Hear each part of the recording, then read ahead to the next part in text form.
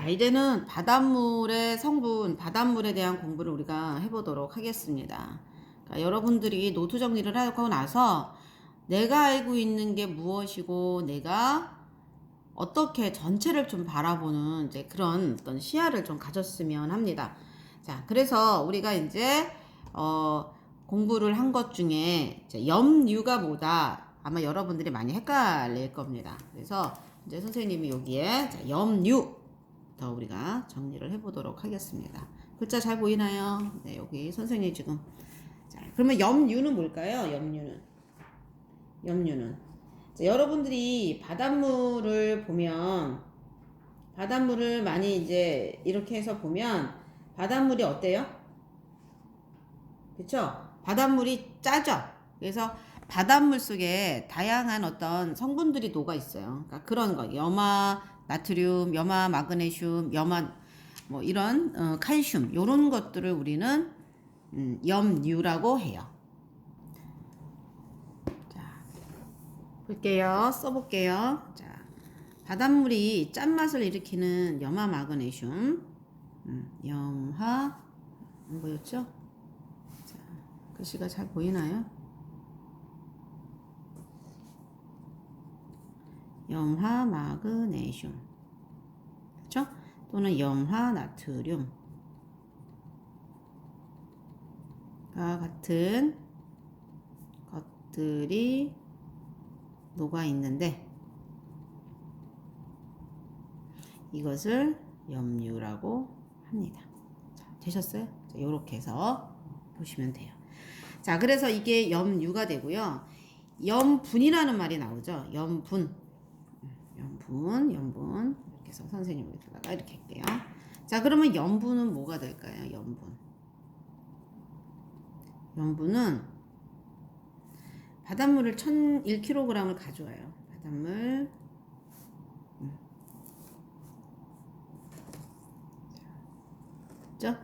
바닷물 1kg. 바닷물 1kg이죠. 자, 1kg 속에 1kg을 떠와요. 그래서 거기 안에 얼만큼 염류가 녹아 있느냐? 녹아 있는 염류의 양. 요거를 또 g이겠죠? 우리가 요거를 이렇게 하는 겁니다. 그래서 요 단위를 보니까는 예전에 하고 좀 다르게 쓰더라고요. PSU라고 단위를 쓰네요. 그래서 요거가 이번 새롭게 교과서에 나와 있는 거라는 거. 그래서 보통 전 세계의 바닷물을 해서 보면 평균적으로 얼마 정도 되느냐? 35 PSU. 그러면 이 얘기는 바로 뭘까? 바닷물 1kg 속에 녹아 있는 염류가 몇 g이라는 얘기야? 35g. 1kg 속에. 그러니까는 여기다가 선생님이 그림을 그려보면 자, 바닷물을 이렇게 떠왔어요. 그렇죠? 바닷물을 여기다가 이렇게 떠왔어. 자, 바닷물을 이렇게 떠왔어요. 자, 바닷물을 이렇게 떠왔더니 얘가 얼만큼이에요? 1kg. 1kg인데 여기에 염류가 이렇게 녹아 있어요. 염류가 이렇게 녹아 있어. 이 염류 녹아 있는 게 몇 g? 35g이라는 얘기예요. 그래서 요거를 우리는 35 PSU라고 합니다. 자, 그래서 염류와 염분에 대해서 우리가 공부를 했어요. 자, 그런데 염류와 염분을 가지고 우리가 이제 또 하나 공부를 할 게 뭐냐 하면 염분비의 법칙이라고 하는 염분비 일정의 법칙. 자, 글씨가 보이나 볼게요. 염분비 일정의 법칙. 자, 이 얘기는 바로 뭐냐면은 자, 예를 들어서 설명을 해보도록 할게요. 자, 어떤 거냐면 해수 어디서냐면 저 북쪽에 가깝고 해수를 이제 퍼왔어요.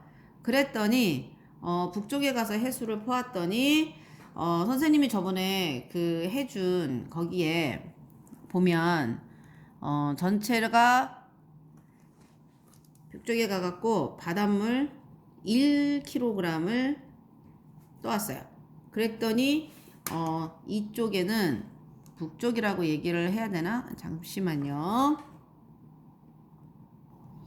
자, 그래서 우리가 북쪽에 있는 해수바가 여기 북쪽이라고 게 아니라 여기는 남쪽이라고 해야 될 것 같아요. 여기는 북쪽이 맞네. 북쪽 하면은 여기는 몇 g이냐면은 30g.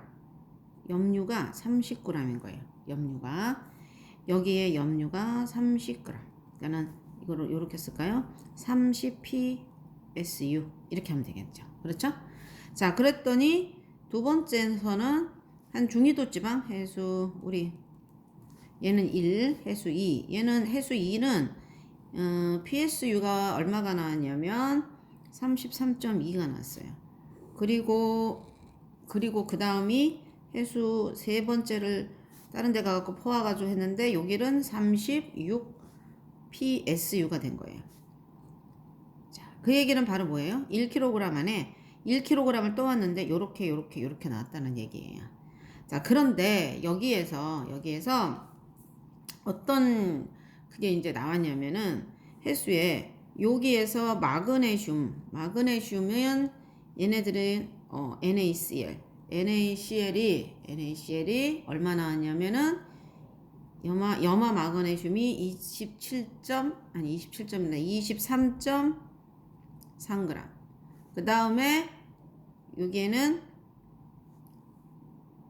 염화 마그네슘은 얼마가 나왔느냐면은 3.3g 이렇게 해서 나왔어요. 자, 그리고 여기서는 NaCl이 얼마가 나왔냐면 26.6 PSD. 왜 g이라고 해 자꾸 그래. PSU. 그 다음에 마그네슘. 염화 마그네슘은 얼마가 남았냐? 3.7. 그 다음에 여기에서 세 번째는 NaCl이 얼마냐? 27.2. 그 다음에 염화 마그네슘이 얼마냐? 23.3이래. 3.8이 나왔어요. 자, 이거를 해서 이제 봤더니 어떤 거냐면 얘네들의 서로의 비율을 나타낸 거예요. 그러니까 그림으로 나타내면 여기가 해수 1. 선생님 그림이 안 보이네. 자, 여기가 해수 1. 여기가 해수 2. 그리고 여기가 해수 3. 그래가지고 전체 염분은 얘가 30, 얘가 33.2, 그 다음에 얘가 36 이렇게 되어 있어요. 자, 그런데 한 이만침이 이제 염화 나트륨은 23.3 요만침. 여기는 NaCl이 얼마침이에요? 이거 똑같이 하면 되지. 약간 더 많아지니까 요만침. 자, 이건 얼마예요? 26.6. 좀 더 많아졌어. 좀 더 많아져서 얘가 얼마예요? 27.2. 이 정도 된다는 얘기예요. 자, 그런데 얘가 차지하고 있는 비율은 얼마예요? 이거 한번 계산해 볼까요? 전체 30분의 23.3 곱하기 100을 하면 얼마가 나오죠? 이거 우리 한번 계산했던 기억 나죠? 자, 이거를 계산해 보면 약 77.7이 나와요. 그런데 얘도 계산을 해보면 얘도 어떻게 계산해? 똑같이 33.2분의 26.6 곱하기 100을 해보면 똑같이 7.7%가 나와요. 77.7%가 나와요. 77.7%. 얘도 똑같이 36분의 27.2 곱하기 100을 하면 77.2%가 나와요. 그래서 항상 해수에서 염화 나트륨이 각각 그 염료들 중에 차지하는 비율이 같아요. 그러니까 여기가 되게 중요한 거예요. 이 말이. 그래서 이 말은 바로 뭐냐면 총 염류 안에, 그쵸? 안에서 총 염류 안에서 선생님 되나 안 되나 좀 봐야 돼서 이렇게 앞쪽으로 당길게요. 총 염류 안에서 염화 나트륨이 차지하는 비율은 어디서나 같다. 이게 바로 염분비 일정의 법칙이에요. 같은 말로 염화 마그네슘도 마찬가지예요. 차지하는 비율이 같아요. 그래서 요렇게 서로의 차지하는 비율은 어디서나 같다. 결국은 바닷물은 균일 혼합물이라고 얘기해도 되겠죠? 바로 그런 거다라고 이해를 하고 있으면 되겠습니다. 자, 그리고 이제 우리가 이제 염분에 대해서 이렇게 해서 염분이 많고 적고에 따라서 이제 많이 녹아 있으면 이제 얘네들이 이거가 이제 밀도류라고 해요. 이건 우리 교과서에는 아직 교과서 우리들 여기에는 그게 안 나와 있지만, 그러니까 그런 밀도류 때문에 바다의 흐름이 생긴다라는 걸 여러분들이 알아주셨으면 좋겠어요.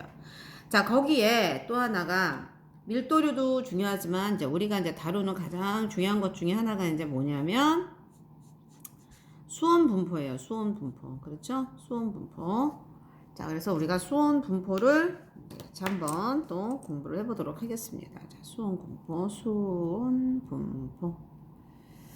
나왔나요? 수온 분포가? 자, 여기 수온 분포가 나왔어요. 우리 기억나나요? 영상 안에 선생님이 했었죠. 요렇게 하면, 자, 여기서 우리가 요렇게 이제 하고 있으면 밑에 무슨 물이 저기 되죠?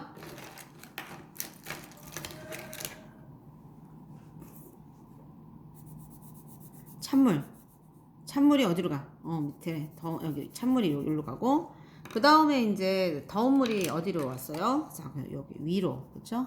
선생님이 자, 요렇게 하는 방법. 우리가 이런 식으로 해서 왜냐면은 더운 물은 밀도가 좀 낮아, 그쵸? 밀도가 낮아서 더운 물은 위쪽에, 여기 아래쪽에 찬물이 이게 분포가 되는 거예요. 그래서 그러다 보니까 우리가 이제 바닷물을 깊이를 이렇게 해서 보면, 우리가 이제 바닷물을 이렇게 해서 이렇게 해서 깊이에 따라서 온도를 우리가 이렇게 보면은 바닷물이 이렇게 해서 온도가 이렇게 내려가는 걸 우리가 실험 결과로 이렇게 알 수가 있죠.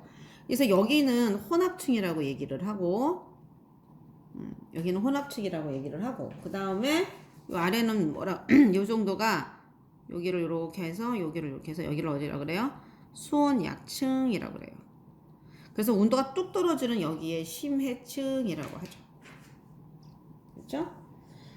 그래서 여기에 그 혼합층은 그래도 여기서 태양빛이 이렇게 내려오잖아요. 그러다 보니까, 그리고 바람도 불어요. 바람도 이렇게 살짝, 그래서 바람도 이렇게 불어요. 그렇죠? 그러다 보니까 얘네들이 여기서는 잘 섞여요. 이렇게 잘 섞여. 그러다 보니까 온도가 이렇게 일정하죠. 온도가 일정하다. 그렇지? 온도가 일정하고, 그렇죠? 그리고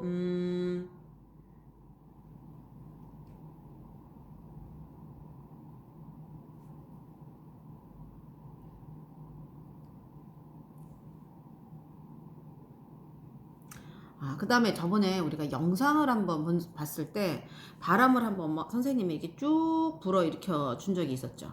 그랬더니 여기가 깊이가 깊어졌어요. 그러다 보니까 바람이 불면 바람이 좀 이렇게 좀 심한 곳은 어떻게 되느냐? 요 두께가 두꺼워진대요. 그쵸? 여기 혼합층의 두께가, 그렇죠? 두꺼워진다. 이렇게 쓰면 되겠죠. 그 다음에는 수온약층은 어때요? 점점점 온도가 여기는 따뜻하고 여기는 차가워요. 대류 현상이 잘 일어나지 않겠죠. 그리고 여기는 해가 도달하지만 여기가 햇빛이 여기까지는 거의 도달하지 않아요. 그러다 보니까 바닷물의 수온이 급격히 떨어집니다. 그래서 여기는 물이 잘 안 섞여요. 그러니까 대류 현상이 없어요. 그래서 쭉 나면 이제 심해층이 되면은 거의 뭐 완전히 햇빛이나 바람 영향을 전혀 안 받죠. 예.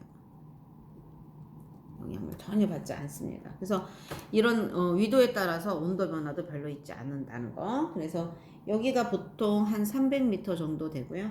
그리고 이쪽 한 1000m 정도 된다고 합니다. 1000m. 그 다음에 여기가 이제 아래 쭉 내려가면 한 2000m 정도 된다고 합니다. 그래서 여러분들이 이렇구나 라는 걸 알아두시면 되겠습니다. 그래서 바다는 실은 이렇게 온도와 그 다음에 이렇게 염류가 녹아 있어서 바다의 흐름을 만들어낸다는 것을 여러분들이 알아주고, 그러고 나서 천천히 이 바다가 그 지구의 온도를 잘 그걸 할 수 있도록 이렇게 순환한다는 걸 여러분들이 알아주셨으면 좋겠습니다. 자, 그래서 여기까지가 우리가 이제 바닷물에 대한 공부를 한 겁니다.